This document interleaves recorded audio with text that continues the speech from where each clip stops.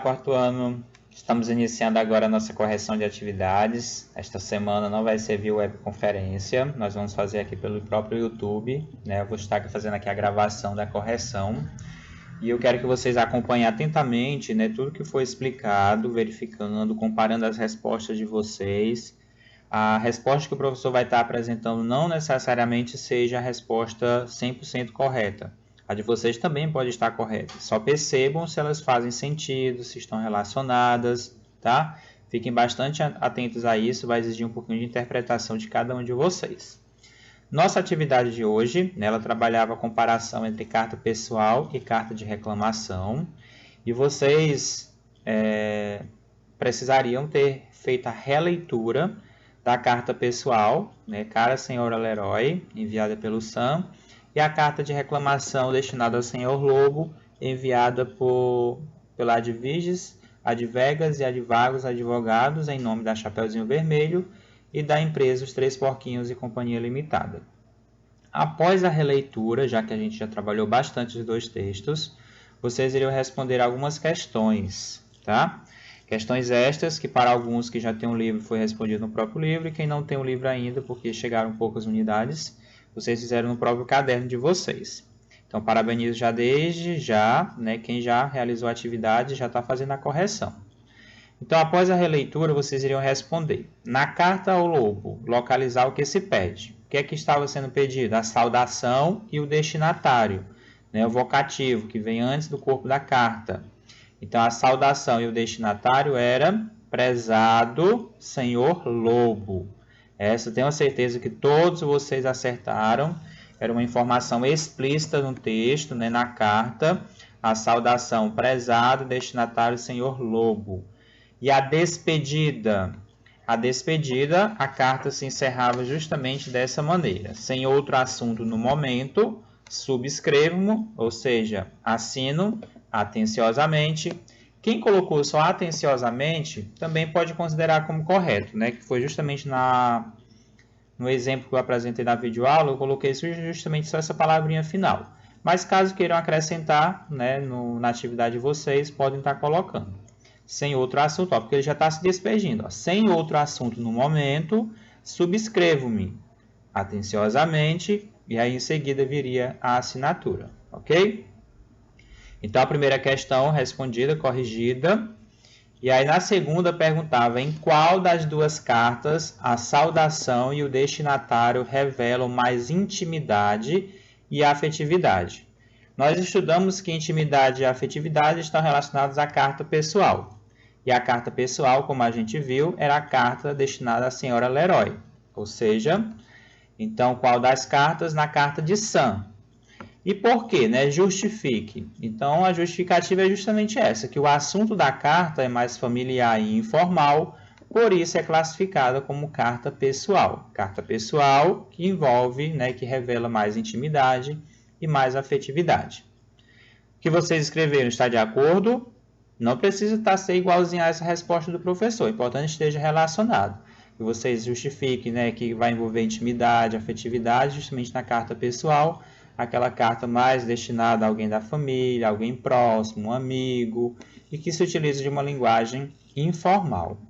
Questão 2 corrigida.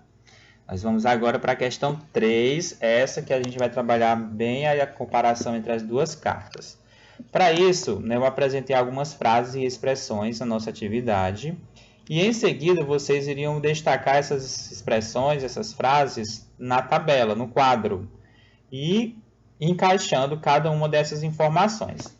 Exemplo, a primeira expressão era expressa um sentimento. Qual das cartas, né, era a carta do senhor Lobo ou a carta destinada à senhora Leroy, que envolvia mais um sentimento? Qual era a carta pessoal? Era a carta da senhora Leroy, enviada pelo Sam. Qual era a carta de reclamação? A carta ao senhor Lobo. Então, aí fica mais fácil de vocês fazerem essa relação. Então, a carta que expressa um sentimento é a carta pessoal.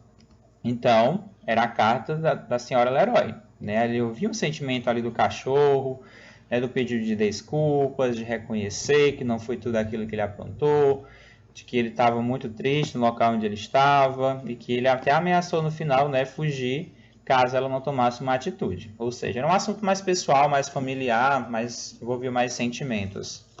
Faz uma comunicação formal. A gente viu que a carta pessoal pode ser utilizada mais a linguagem informal, e a formal seria na carta de reclamação, no caso, a carta destinada ao senhor Lobo. Justifica comportamento próprio, né? Era uma carta, aqui é uma característica da carta pessoal.